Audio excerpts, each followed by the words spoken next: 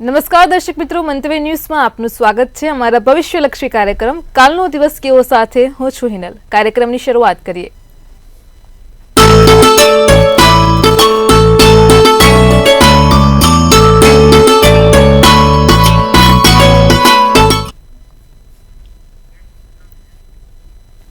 દર્શક મિત્રો, કાલનો દિવસ કેવો એટલે કે એવો કાર્યક્રમ કે જેમાં આવતીકાલનું પંચાંગ, દિન વિશેષ, દિવસ અને રાતના શુભ ચોઘડિયા, 12 રાશિનું રાશિ ભવિષ્ય અને સળગતા સવાલના સળગતા જવાબ આપણને કિશન મહારાજ પાસેથી જાણવા મળે છે. સાથે જ આવતીકાલે જેમનો જન્મદિવસ હોય છે તેમનું આવનારું વર્ષ કેવું રહેશે તે પણ ટેરો કાર્ડના માધ્યમથી કિશન મહારાજ જણાવે છે. સાથે જ આપણે આ સમગ્ર કાર્યક્રમમાં વચ્ચે એક વિશેષ મુદ્દા પર ચર્ચા કરીએ છીએ. તો આ તમામ માહિતી આપવા માટે આપણી સાથે જોડાઈ ગયા છે કિશન મહારાજ. દર્શક મિત્રો સૌને મારા પ્રણામ, નમન, વંદન, સ્નેહથી સ્પંદન, દિલથી અભિનંદન. દર્શક મિત્રો આપ સૌને મારા જય શ્રી કૃષ્ણ, જય મહાદેવ અને જય માતાજી. આપ સૌનું હાર્દિક સ્વાગત છે. કાલનો દિવસ કેવોમાં વાત કરીશું પંચાંગથી, શરૂઆત કરીશું પંચાંગથી. જી બેન. જી મહારાજ, કાર્યક્રમની શરૂઆત પંચાંગથી કરીએ. સૌપ્રથમ દર્શક મિત્રોને આવતીકાલના પંચાંગની માહિતી આપો. પંચાંગમાં કાલે તારીખ 31/12/2024 ને મંગળવાર છે. તિથિ વિક્રમ સંવત 2081. કાલે પોષ સુદ એકમ છે. બેસતો મહિનો પોષ મહિનો બેસશે. ધન રાશિમાં ચંદ્ર રહેશે. પૂર્વાષાઢા નક્ષત્ર અને ધ્રુવ નામનો યોગ રહેશે. જે કરણ છે કિસ્તુંધન નામનું કરણ છે. વિછુડો કે પંચક કાલે નથી. સૂર્ય ધન રાશિમાં અને ચંદ્ર પણ ધન રાશિમાં છે. 7:20 સવારે સૂર્યોદય, તો સૂર્યાસ્ત સાંજે 6:05 કલાકનો છે. 7:45 ચંદ્રોદય, તો ચંદ્રાસ્ત 6:26 છે. અભિજીત મુહૂર્ત 12:21 થી 1:04 છે અને રાહુકાળ છે જે 3:24 થી 4:44 રાહુકાળ છે. હવે જે રાહુકાળ છે 3:24 થી 4:44 છે. રાહુકાળ દરમિયાન કોઈ પણ પ્રકારના સારા કામ ના થાય, નવા કાર્યોની શરૂઆત ના થાય, તેનું ખાસ ધ્યાન રાખવું. કાલે એકંદરે દિવસ મધ્યમ, બેસતો મહિનો, આજે સોમવતી અમાસ, મોટો દિવસ છે. હવે આવતીકાલનું જે રાહુકાળ 3:24 થી 4:44 એ સમય કોઈ પણ સારા કામ નહીં, લાંબી મુસાફરી ના કરશો. કાલે વર્ષનો છેલ્લો દિવસ છે. કમૂરતા ચાલે છે, ધનારક ચાલે છે, માંગલિક કાર્ય નહીં થાય, નિષેધ છે, નવા કાર્ય નિષેધ છે. બેસતો મહિનો છે. નાનું મોટું કોઈ એકાદ સારું કામ કરવું છે, જેમ કે કોઈ મીટિંગ કરાવી છે, કોઈ સારી જગ્યાએ જવું છે, તો એવું બધું થશે. પણ ફરી એકવાર માંગલિક કે શુભ કાર્યો કોઈ નહીં થાય. જી બેન. જી મહારાજ, કાર્યક્રમમાં આગળ હવે દર્શક મિત્રોને આવતીકાલના દિન વિશેષની માહિતી આપો. કાલે બેસતો મહિનો એકમ અને મંગળવાર છે. કાલે માતાજીને કંકુની ડબ્બી અને લાલ ચુંદડી ચડાવવાથી તમારા જીવનમાં આ પોષી એકમ એકદમ સુખી વાળી રહેશે. પોષી એકમ છે. માં તમારા જે પણ કુળદેવી છે તેના આશીર્વાદ લો, એમને એક લાલ ચુંદડી, લાલ કંકુની ડબ્બી ચડાવો, બહુ સારું રહેશે. તો કાલે આવતીકાલે આટલું અવશ્ય કરજો, લાભ જોવાશે. જી બેન. જી મહારાજ, કાર્યક્રમમાં આગળ હવે દર્શક મિત્રોને આવતીકાલના દિવસને રાતના શુભ ચોઘડિયાની માહિતી આપો. ભાઈ, પહેલું કાલે ચોઘડિયું શુભ રહેશે, એ લાભ છે જે સવારના 11:22 થી 12:42 છે. બીજું અમૃત ચોઘડિયું 12:42 થી 2:42 છે. ત્રીજું શુભ ચોઘડિયું 3:24 થી 4:44 છે. તો આ બધા થયા સારા અને શુભ ચોઘડિયાની વાત. પહેલું લાભ ચોઘડિયું 11:22 થી 12:42, બીજું 12:42 થી 2:42, ત્રીજું 3:24 થી 4:44. હવે રાત્રિનું ચોઘડિયું છે જે 7:44 થી 9:24 કલાકનું છે અને બીજું છે શુભ ચોઘડિયું 11:04 થી 12:43 કલાકનું. તો આ બંને રાત્રિના ચોઘડિયા છે. રાતના સમય દરમિયાન કોઈક નાના મોટા કામ કરવા છે કે નવા કાર્યની શરૂઆત કરવી છે તો આ ચોઘડિયામાં થશે. આ ચોઘડિયામાં પણ કરેલા જે તમે કામ કરો એ સારા ફળ આપે. લાંબી મુસાફરી કરવી છે, નવી જગ્યાએ જવું છે કે નવી મીટિંગ કરવી છે, તો આ ચોઘડિયાને જોઈને તમે કરો તો એનું ફળ સારું મળે છે, પોઝિટિવ વાઇબ્સ આવે. તો આનું ખાસ ધ્યાન રાખવું અને ખાસ નોંધ લેવી. જી બેન. જી મહારાજ, કાર્યક્રમમાં આગળ હવે આપણે એક વિશેષ મુદ્દા પર ચર્ચા કરીએ. દર્શક મિત્રો ખાસ રીતે જણાવી રહ્યા છે કે 2024નું જે વર્ષ છે તે ઘણા ઉતાર ચઢાવ સાથે હવે પૂરું થઈ રહ્યું છે.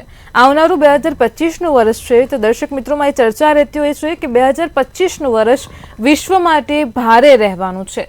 તો મહારાજ, આ વાતમાં કેટલું તથ્ય છે? ખાસ આજે દર્શક મિત્રોને તેની ચર્ચા કરીને જણાવો. હિનલબેને બહુ સરસ પ્રશ્ન પૂછ્યો. મને ઘણા બધાના ફોન કોલ આવ્યા કે મારા 2025નું વર્ષ બધા એવું કહે છે કે ભાઈ ખૂબ ભારે છે, ખૂબ મોટા યુદ્ધ થવાના છે. તો શું આમાં કેટલી સચ્ચાઈ? હવે વાત કરીએ પહેલાં આપણે ભારત વર્ષની અને પછી વાત કરીશું દેશ વિદેશની. હવે 2025નું માત્ર યુદ્ધ માટે જો જોવા જઈએ તો આપણું આ ભારત વર્ષ મેં કીધું એ પ્રમાણે મંગળ ગુરુવાળું બને છે. એટલે 100% ભારે તો છે. ત્રણેય બાજુ આપણી જે ભારતીય સીમા બોર્ડર છે, પાકિસ્તાન, ચાઇના અને બાંગ્લાદેશ, એ ત્રણેય આપણી પર હાવી થવાનો પ્રયત્ન કરે. પણ ભારત વર્ષનો પણ મંગળ એટલો જ પ્રબળ છે. એ લોકો ગમે તેટલું હાવી કરવાનો પ્રયત્ન કરે પણ આપણી જે લીડરશીપ છે, આપણી જે સરકાર છે, તે કટિબદ્ધ છે તેની સામે લડી લેવા, તેની સામે કોઈ પણ પ્રકારના પગલાં લેવા અને તેની સામે કોઈ પણ પ્રકારની વાતચીત કરવા. એટલે બધા ડરે છે કે આવું છે તેવું છે. ચલો સ્વાભાવિક છે કે ભાઈ મંગળના કારણે કોઈક નાનો મોટો પ્રોબ્લેમ થાય, પણ આપણી સરકારની પાસે એટલી બધી ક્ષમતા છે અને એટલી મોટી પાવર છે કે દરેકની જે પણ છે વસ્તુ વાતચીતથી કે પછી અન્ય રીતે એ સુલઝાઈ શકે છે.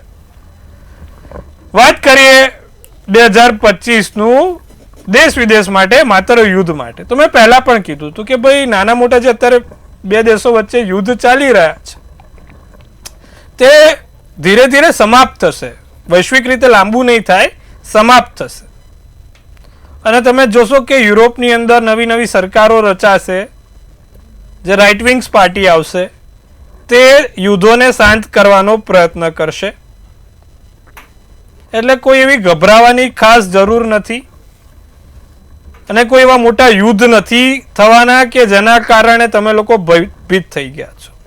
મને 4 થી 5 ફોન આવી ગયા કે મારા આ ભવિષ્યવાણી આવી છે, મેં આમાં સોશિયલ મીડિયાનું જોવાનું થોડું ઓછું કરી નાખો સાહેબ.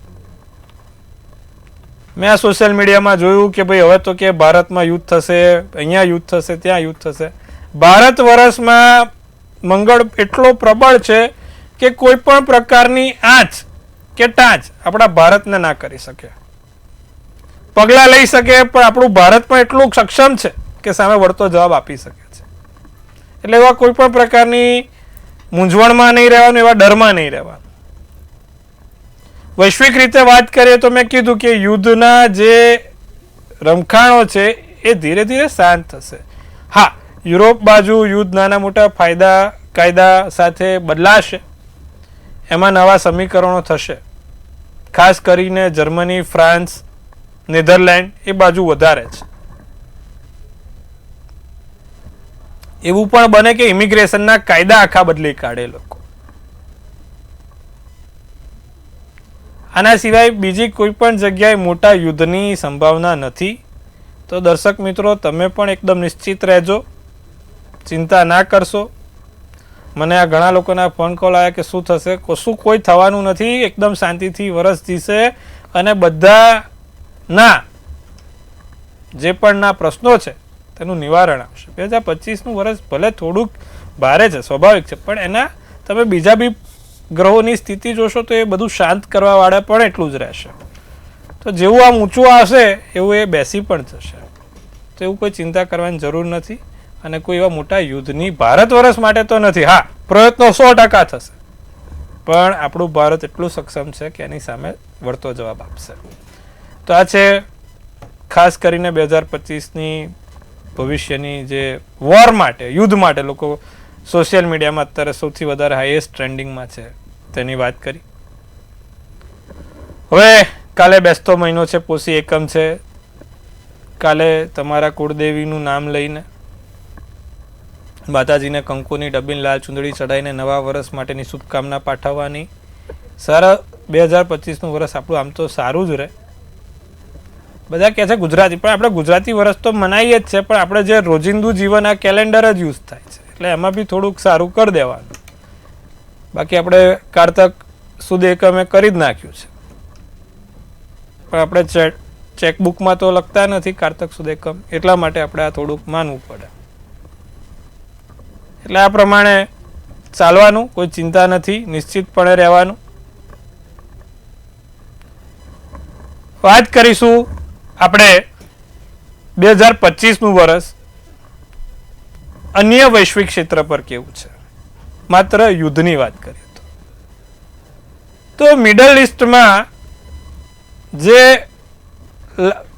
આપણે કહેવાય કે હાલમાં જે યુદ્ધ ચાલી રહ્યા છે ત્યાં ઘણા બધા બદલાવ સાથે, ઘણી બધી સમીકરણો સાથે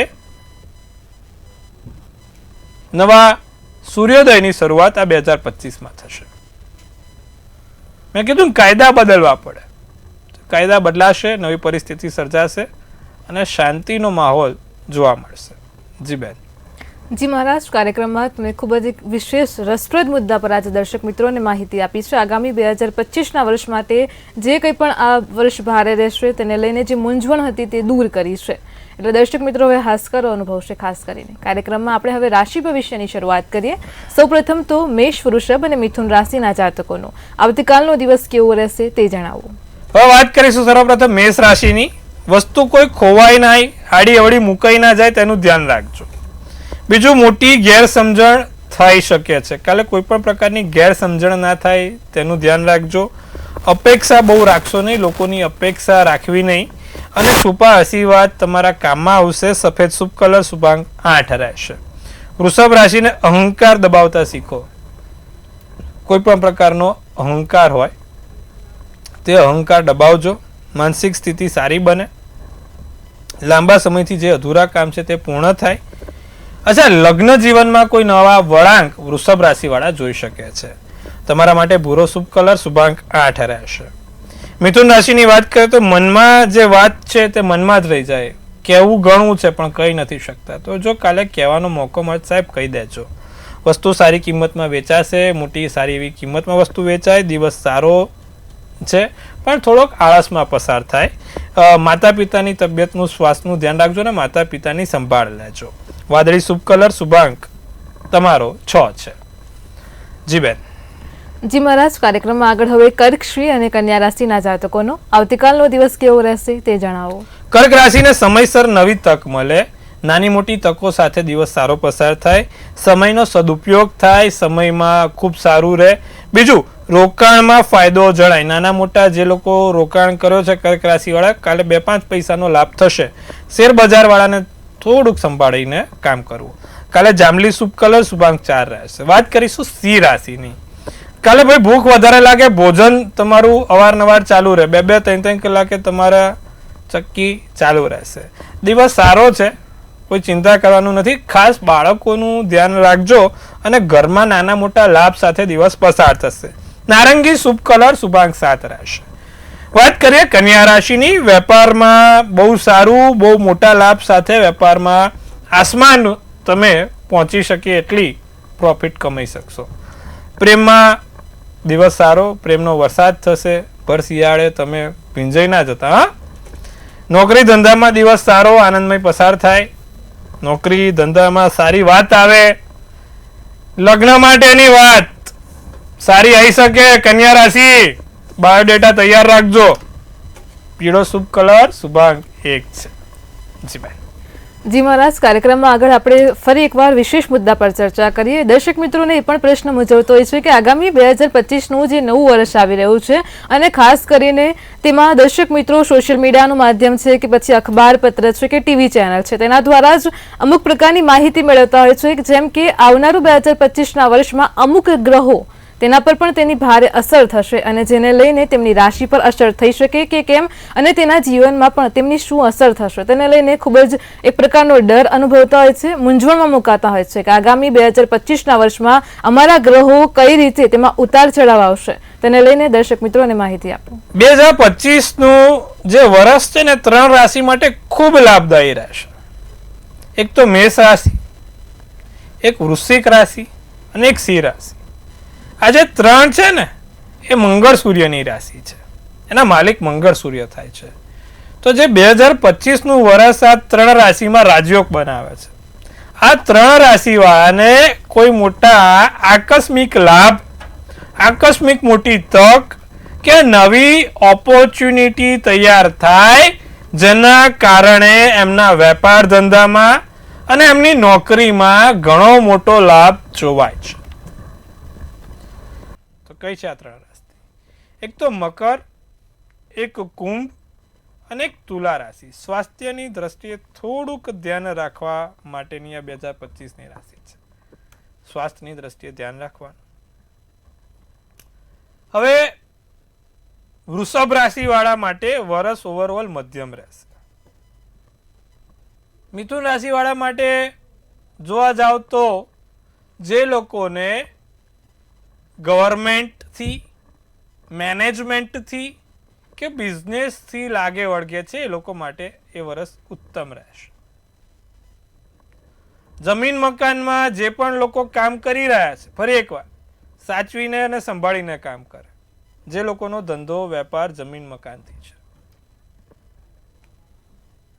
મેં કીધું એ પ્રમાણે પહેલા બી કીધું હતું કે સોનાના ભાવમાં નાના મોટા ઘટાડો થશે, સોનાનો ભાવ ઘટશે, શેર બજાર ઉપર જશે. તો વૃષભ રાશિવાળા શેર બજારમાં લાભ લઈ શકે એમ છે. સાથે તમે જોશો તો મીન રાશિવાળા પણ શેર બજારમાં લાભ લઈ શકે એમ છે.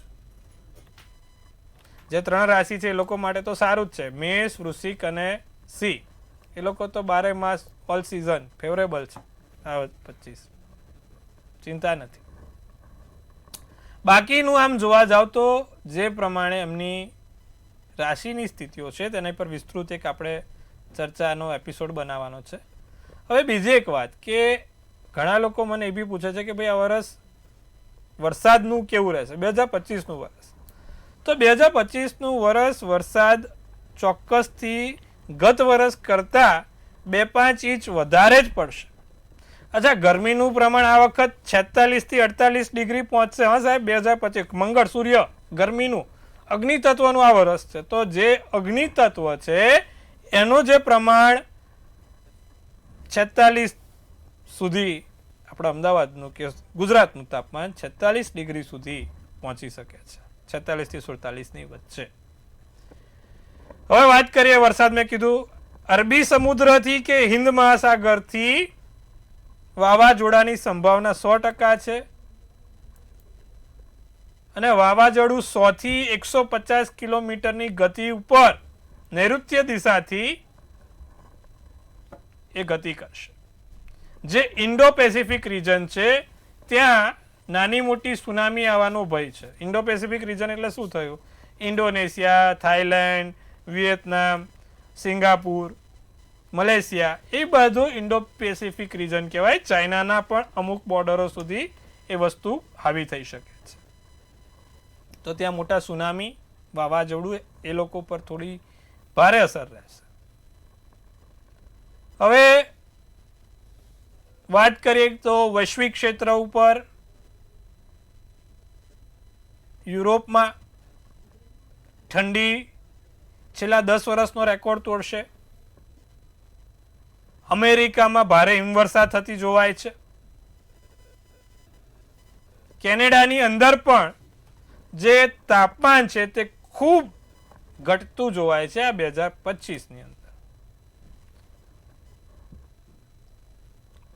આપણા ભારત વર્ષમાં આ વખતનું ચોમાસું સપ્ટેમ્બરની 25 તારીખ સુધી એટલે ઓક્ટોબરના સ્ટાર્ટિંગ સુધી રહેશે. વાત કરીએ તો જે માવઠાની અસર છે તે નાની મોટી થતી જોવાય છે. ભર ઉનાળે પણ વાવાઝોડું કે કોઈ ચક્ર ગતિમાન થાય એના કારણે પણ એકાદ માવઠું પડે તેવી સંભાવનાઓ છે. તો આ વાત કરીએ આપણે વર્ષ 2025ના વાતાવરણ. જી બેન. જી મહારાજ, કાર્યક્રમમાં આગળ હવે આપણે રાશિ ભવિષ્ય તરફ પાછા ફરીએ અને આગળ હવે તુલા, વૃશ્ચિક અને ધન રાશિના જાતકોનો આવતીકાલનો દિવસ કેવો રહેશે તે જણાવો. તુલા રાશિને કાલે શોપિંગ કરવાનું, નવી ખરીદી કરવાનું મન થાય, દિલની વાત કહેવાની તક મળે, પરિવાર સાથે દિવસ સારો આનંદમય જાય, મહત્વના કામોમાં સફળતા મળે. સફેદ શુભ કલર, શુભાંક 9 રહે. વૃશ્ચિક રાશિને જે પણ નિર્ણય લો સમજી વિચારીને લેજો.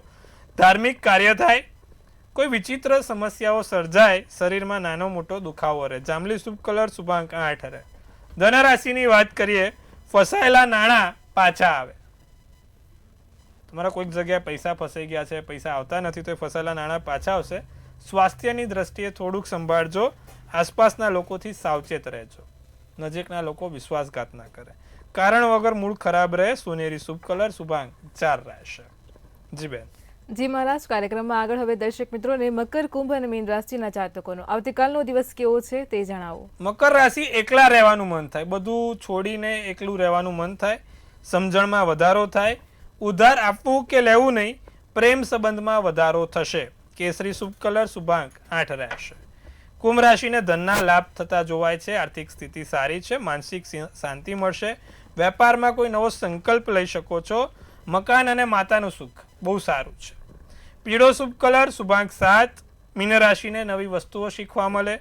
નોકરી ધંધામાં ખાસ ધ્યાન રાખવાનું. લોકોની ઓળખવાની કોશિશ કરો. તમારો ઉપયોગ થઈ રહ્યો છે કે તમારી સાથે લાગણીથી રમત રમી રહી છે કે ખરેખર કોઈક સારી ભાવના છે. 3 વસ્તુમાં બહુ ભારે અંતર છે સાહેબ, તપાસજો. બુદ્ધિ અને ચતુર્યમાં વધારો થશે. કાળો શુભ કલર, શુભાંક 9 રહેશે. જી બેન. જી મહારાજ, કાર્યક્રમમાં આગળ હવે વાત કરીશું આવતીકાલે જેમનો જન્મદિવસ છે તેમનું આવનારું વર્ષ કેવું રહેશે. ટેરો કાર્ડના માધ્યમથી જણાવો. ભાઈ, કાલે જેનો પણ જન્મદિવસ છે, મંતવ્ય ન્યૂઝ ટીમ તરફથી સૌને હાર્દિક શુભેચ્છા. તનથી તંદુરસ્ત રહો, મનથી મલકાતા રહો અને ધનથી છલકાતા રહો. એક સુંદર મજાનું ટેરોટ બેન ઉપાડશે. આવનારું વર્ષ કેવું રહેશે તેની આપણે તપાસ કરીશું. ભાઈ, કાલે જેનો પણ જન્મદિવસ છે, વર્ષનો અંત છે, અને એવું જ કાર્ડ નીકળ્યું છે, ડેથ. એટલે કે એક નવી શરૂઆત, નવું માધ્યમ, નવા જગ્યા ઉપર નવો સૂર્યોદય. માણસનું એક મૃત્યુ થાય પછી નવી શરૂઆત થાય, એમ આ પણ એવું જ બતાવે છે કે એક નવી શરૂઆત સાથે, નવા સૂર્યોદય સાથે, નવા આગમચતીના અરીસા સાથે આ 2025નું વર્ષ તમારા માટે ખૂબ સારું છે, લાભદાયી છે, સારું ફળ આપશે. અચ્છા, નાની મોટી જગ્યાએ બદલાવ થશે. તમારા નોકરી, વેપાર, ધંધો કે તમારા જાહેર જીવનમાં કે પર્સનલ લાઈફમાં કોઈ બદલાવ સાથે એક નવી શરૂઆત થશે અને નવી શરૂઆત ખૂબ લાભદાયી રહેશે. તો વર્ષ ખૂબ સારું, સુંદર છે. શું કરવાથી આખું વર્ષ સારું જાય? આવતીકાલે જેનો પણ જન્મદિવસ છે, દર મંગળવારે હનુમાનજીને એક દાડમનું ફળ ચડાવવાથી વર્ષ સારું અને સુંદર જશે. તો આટલું કરજો, લાભ જોવાશે. જી બેન. જી મહારાજ, કાર્યક્રમમાં અમારી સાથે જોડાયા દર્શક મિત્રોને આટલી સરસ માહિતી આપી તે બદલ આપનો આભાર. ખૂબ શુભેચ્છા. હર હર મહાદેવ. પણ કોઈ પ્રશ્ન હોય તો નોંધી લો કિશન મહારાજનો કોન્ટેક્ટ નંબર.